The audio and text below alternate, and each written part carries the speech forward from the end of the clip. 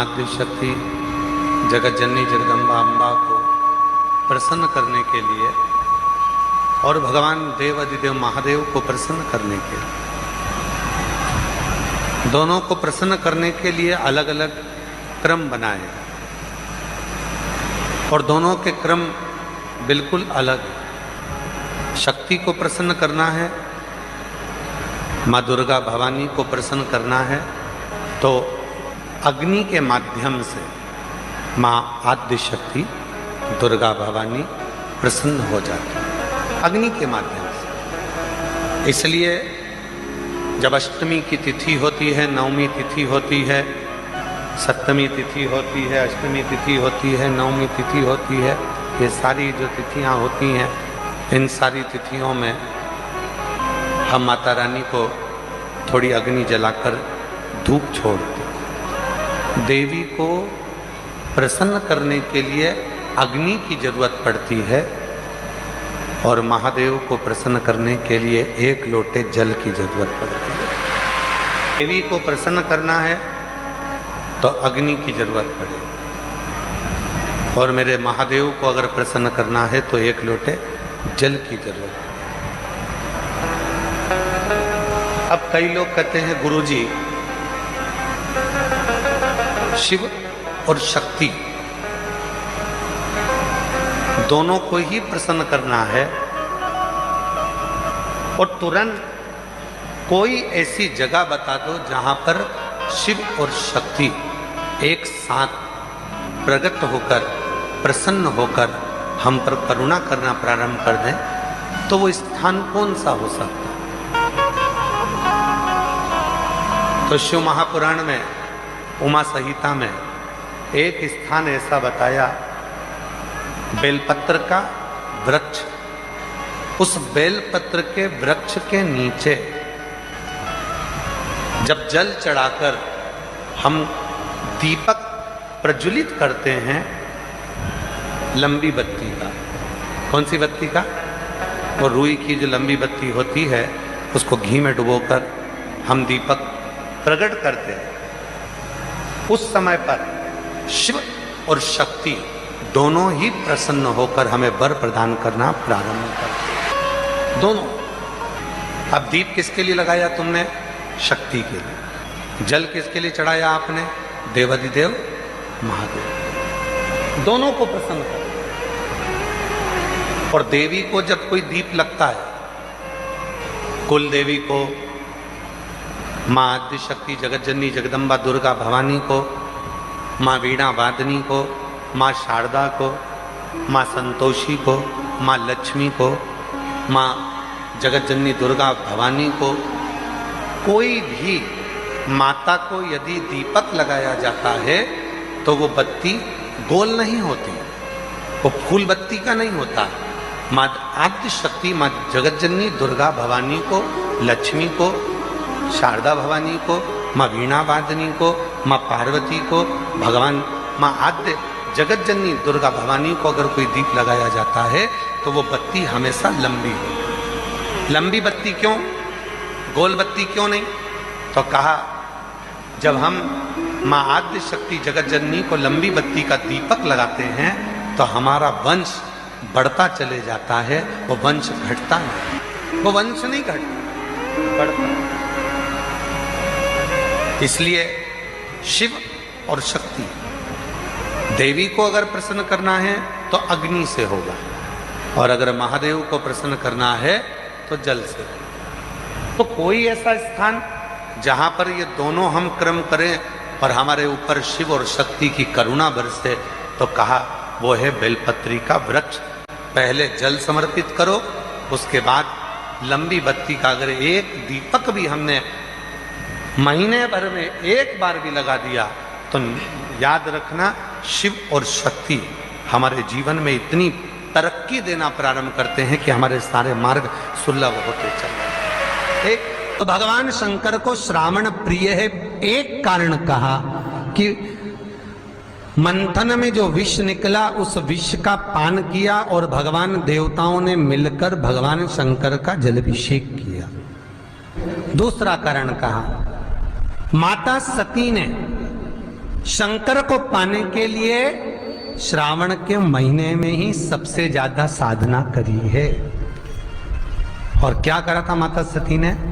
एक बालू का, मिट्टी का शिवलिंग बनाती थी, प्रतिदिन शिवलिंग का निर्माण करती थी और शिवलिंग का निर्माण कर कर उसकी पूजन कर कर, अर्चना कर कर उसका विसर्जन करती थी सती माता। और माता सती का नियम था भगवान शंकर को पाने के लिए शिवलिंग का तो हमारे यहाँ शिव महापुराण में लिखा है कि पार्थिव शिवलिंग का निर्माण होना चाहिए।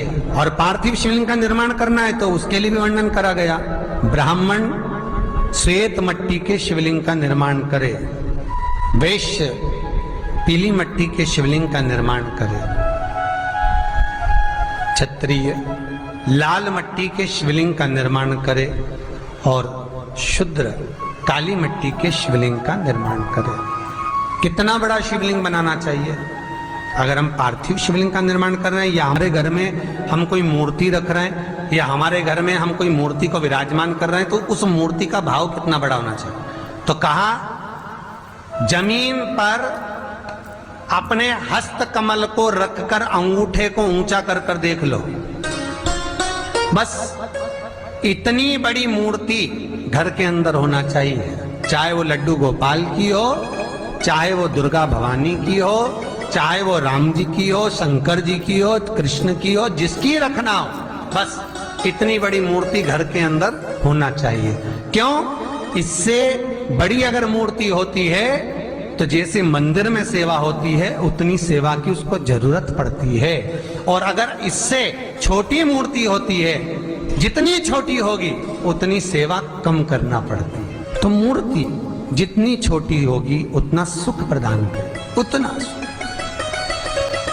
उतना आनंद देगी। पर श्रावण के महीने में यदि आप रोज शिवलिंग नहीं बना सके, पूरे महीने में एक बार शंकर का शिवलिंग का, पार्थिव शिवलिंग का निर्माण करना चाहिए, जरूर करना चाहिए। और पार्थिव शिवलिंग का निर्माण कर कर उसकी आराधना, उसकी अर्चना, उसकी पूजन करना चाहिए। पार्थिव शिवलिंग का जब भी निर्माण करें, किसी थाली में या पात्र में, जिसमें भी आप निर्माण कर रहे हैं, उस पार्थिव शिवलिंग को बनाने से पहले उसके अंदर, पात्र के अंदर एक बेलपत्र रखे। बेलपत्र क्या? आपको कथा में कल कहा था, बेलपत्र का वृक्ष माता पार्वती के नयन अश्रु से प्रकट हुआ है और रुद्राक्ष का वृक्ष शंकर भगवान के नयन अश्रु से प्रकट हुआ है। तो बेलपत्र रखकर फिर उसके ऊपर शिवलिंग का निर्माण करें, फिर उसके ऊपर शिवलिंग, उसका लाभ आनंदित होगा, उसका सुख आनंदित होगा, वो आनंद फल देने वाला होगा। कई लोग सीधे थाली में शिवलिंग बना देते हैं। माता पार्वती के हस्त कमल पर शिवलिंग का निर्माण है महाराज, हस्त कमल सुख देने के लिए। तो भगवान शंकर के शिवलिंग का निर्माण करें। माता सती ने भी किया।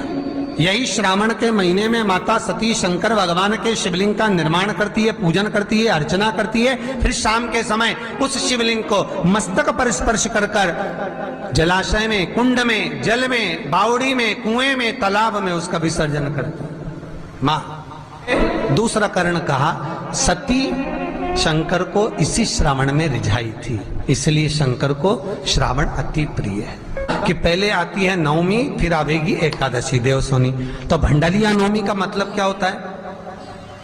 भंडारिया नवमी का स्मरण क्या होता है? अभी आपको कहा था 9 जगह पर बेलपत्र चढ़ती है। भंडारिया नवमी का मतलब ही यही है कि भगवान विष्णु सोने जाने से पहले नवमी तिथि के दिन 9 बेलपत्र भगवान शंकर को समर्पित कर कर भगवान शिव के मंदिर में बैठकर भगवान शंकर की आराधना कर कर भगवान विष्णु लक्ष्मी जी के साथ अपनी सृष्टि का कार्यभार 4 महीने के लिए शंकर जी को सौंप देते हैं भंडारिया नवमी के दिन। और एकादशी के दिन से, देवसोनी एकादशी के दिन जब भगवान सोते हैं, उस दिन से भगवान शंकर पूरे कार्यभार को देखते हैं, पूरे कार्यभार।